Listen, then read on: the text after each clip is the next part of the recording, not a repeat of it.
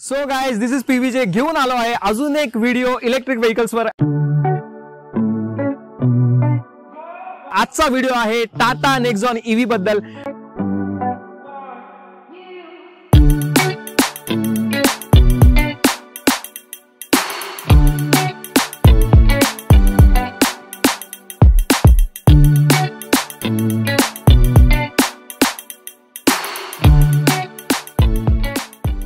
या व्हिडिओमध्ये मी तुम्हाला डिटेल एक्सप्लेन करणार आहे हिच्या रेंज बद्दल, हिच्या कॉस्ट बद्दल, हिच्या बॅटरी कॅपॅसिटी बद्दल, हिच्या मोटर बद्दल। So make sure you video पूर्ण शेवटपर्यंत बघा। आता आपण एक एक टेक्निकल डिटेल्स जाणून घेऊया। सगळ्यात पहिले हे जाणणं आपल्याला महत्त्वाचं आहे की नेक्सॉन जी आहे ती येते एसयूव्ही मध्ये, that is sports utility vehicle. आणि स्पोर्ट्स युटिलिटी व्हेकलचं सगळ्यात महत्त्वाचं उद्दिष्ट किंवा जे प्रॉपर्टी असते ती असते तिची ग्राउंड क्लिअरन्स। सो तुम्ही इथे बघू शकता प्रॉपर ग्राउंड क्लिअरन्स आहे। आता आपण जर बघितले इतर फीचर्स जर तुम्हाला सांगायचे झाले तर जे पेट्रोल किंवा डिझेल व्हेकलला असतात तेच फीचर्स याच्यात आहेत, पण याचं सगळ्यात महत्त्वाचं म्हणजे याचा जो टॉर्क आहे, येस इट इज 245 न्यूटन मीटरचा टॉर्क आहे। सेकंडली सगळ्यात महत्त्वाचं बोलायचं झालं तर हिची बॅटरी कॅपॅसिटी आहे 30.2 किलोवॅट अवर। 30.2 किलोवॅट अवर सोप्या शब्दात सांगायचं झालं तर जवळपास 30 युनिट्स। सो तुम्ही जेव्हा ही फुल्ली चार्ज करता तुम्हाला लागतात 30 युनिट्स। अराउंड जर आपण कॉस्ट पकडली, एका युनिटची कॉस्ट एकदम राऊंड फिगर 10 रुपयाचं पकडली तर 30 युनिट चार्ज करायला तुम्हाला 10 रुपयाप्रमाणे 300 रुपये लागतील।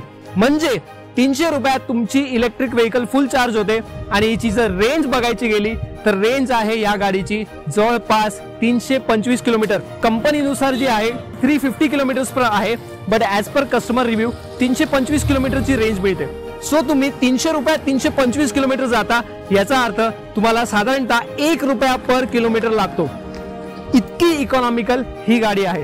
Here you can see the amazing cabin, completely spacious cabin आहे। आणि यात सगळ्यात छान गोष्ट मला जी वाटते ती असते इन्स्ट्रुमेंट क्लस्टर।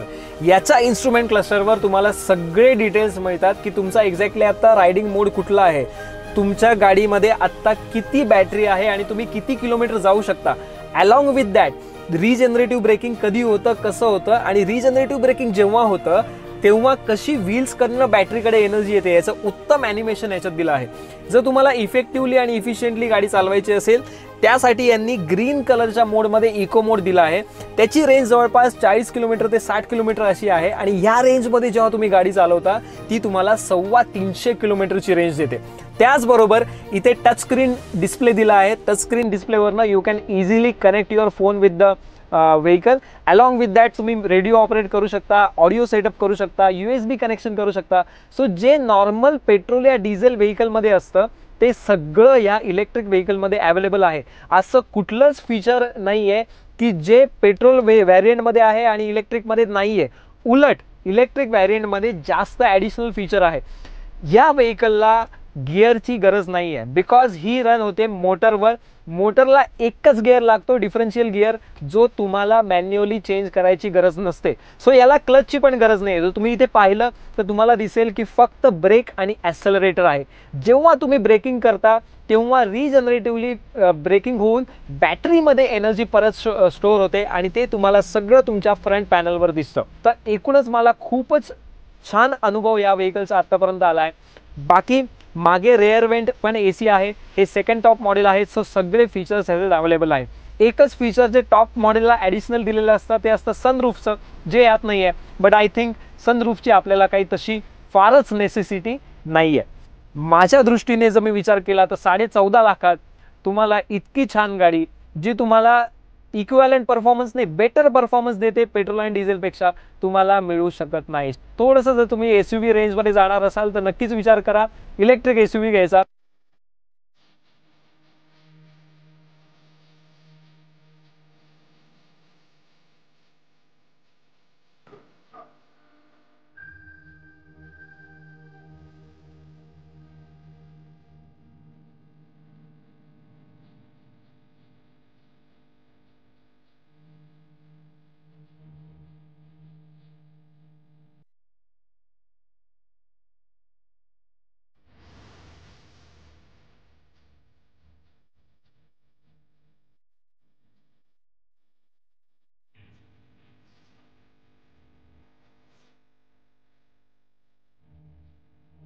आहिरे सर कळवण तालुक्यातील एका शाळेत प्राचार्य आहेत आणि ते आज आपल्याला पूर्ण डिटेल्स देणार आहेत की त्यांनी जी नेक्झॉन EV घेतली त्याचा त्यांना अनुभव कसा आला आहे. पहिला आणि महत्त्वाचा प्रश्न की तुम्ही का म्हणून इलेक्ट्रिक व्हेकल चूज केली?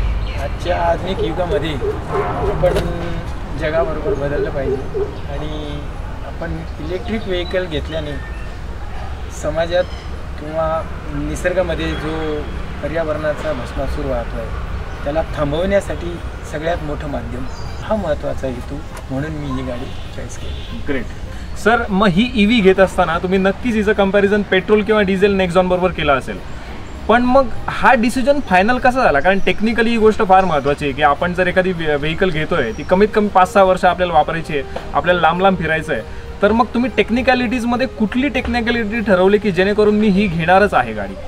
पेट्रोल आणि डिझेल यांच्या तुलनेत मी याआधी इंडिका विस्टा वापरलेली आहे. डिझेल गाडी खूप मोठ्या प्रमाणात मला पैसा त्यासाठी मोजावा लागायचा.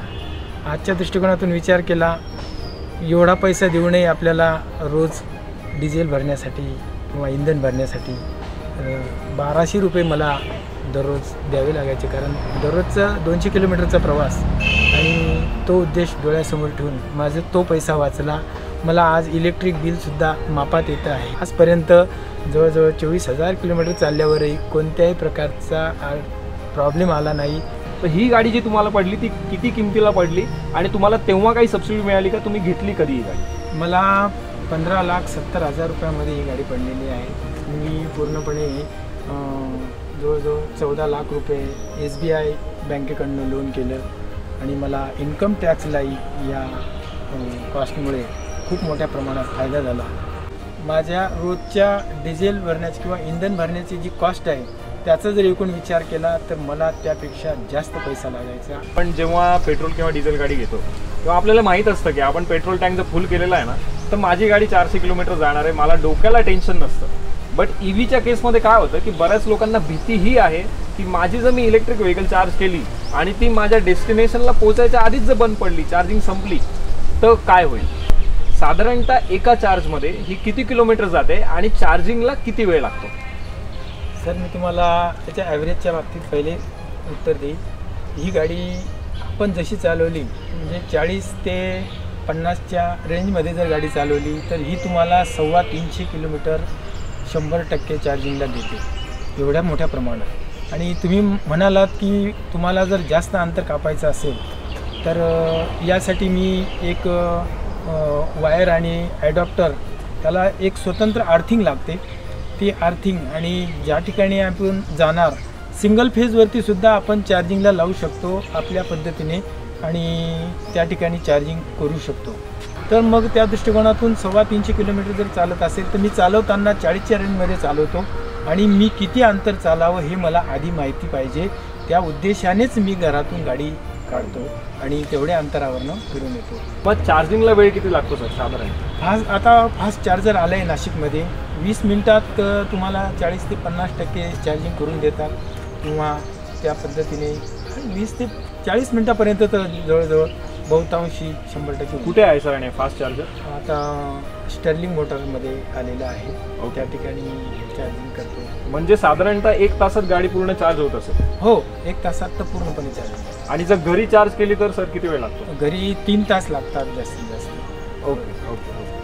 म्हणजे जर तुम्ही पूर्ण गाडी 100% चार्ज केली तर ती तुम्हाला इकॉनॉमिक रेंजमध्ये जर तुम्ही चालवली म्हणजे 40 ते 60 किलोमीटर पर आवर तर तुम्हाला ती 350 रेंज देते. हो, म्हणजे नेक्झॉननी आपल्याला सांगितलंय 350 बट ती 350 पर्यंत देते. आणि जर तुम्ही फास्ट चालवली तर ती लवकर डिस्चार्ज होणार, कारण अर्थातच तुम्ही बॅटरीकडनं जास्त करंट ड्रॉ करणार आणि बॅटरी लवकर डिस्चार्ज होणार. रिजनरेटिव्ह ब्रेकिंगचं जे फीचर दिलं आहे किंवा तुम्ही जेव्हा उतारावर असाल तेव्हा तुम्ही ॲक्सेलरेट करायची गरज नाही आहे, बॅटरी ऑटोमॅटिक चार्ज होते. ॲक्सिलेटर करायची गरज येत नाही, उलट ब्रेक थोडासा जर टच केला तर जास्त प्रमाणात ती रिचार्ज होते. हा बेनिफिट मिळतो त्याचा. ग्रेट. तुम्हाला सर अजून शेवटचा आता आपण गाडीच्या ह्याच्याकडे येतो, तुम्हाला सगळ्यात छान काय वाटलं या गाडीबद्दल? डिझाईन वाटलं की परफॉर्मन्स वाटला की तिची रेंज वाटली? काय एक्झॅक्टली तुम्हाला आवडलं या गाडी? या गाडीची गुणवैशिष्ट्य, ही गाडी उंच आहे, हाईट, ग्राउंड फ्लोअर खूप मोठ्या प्रमाणात आहे. त्यानंतर गाडीचा लुक अतिशय उत्तम आहे. सिटिंग अरेंजमेंट इतकी छान आहे की एकदम कम्फर्टेबल आपण बसू शकतो. आणि त्यानंतर डिझेल आणि पेट्रोल गाड्या मी भरपूर प्रमाणात चालवलेल्या आहेत, पण इतकी गाडी मोकळी आणि लाईट वेट गाडी अशी गाडी मला आजपर्यंत पाहायला मिळाली नाही. बरोबर. म्हणजे एकदम सोपी गोष्ट सांगायची झाली तर जसं आपण मोबाईल फोन आहे ना बघतो, आता दिवसभर आपल्याला हवा आहे मोबाईल फोन वापरायला, म्हणून घरून निघायच्या आधी आपण तो 100% चार्ज करतो, आपला एक अंदाज आलेला असतो की संध्याकाळपर्यंत चालेल. तसंच हळूहळू इलेक्ट्रिक व्हेकलबद्दल लोकांचाही कन्सेप्ट क्लिअर होतील की बाबा तुम्हाला बाहेर जायचं आहे ना 300 किलोमीटर, तुम्ही फुल चार्ज करा, इकॉनॉमिकली स्पीडली चालवा, तुम्हाला नक्की नेक्झॉन EV जी आहे ती 350 पर्यंतची रेंज देईल. धन्यवाद आहिरे सर, तुम्ही वेळ काढल्याबद्दल आणि इतकी छान माहिती दिल्याबद्दल. आणि अधिकाधिक लोकांनी हा व्हिडिओ पूर्ण बघितला असेल आतापर्यंत तो तुम्ही नक्की शेअर करा.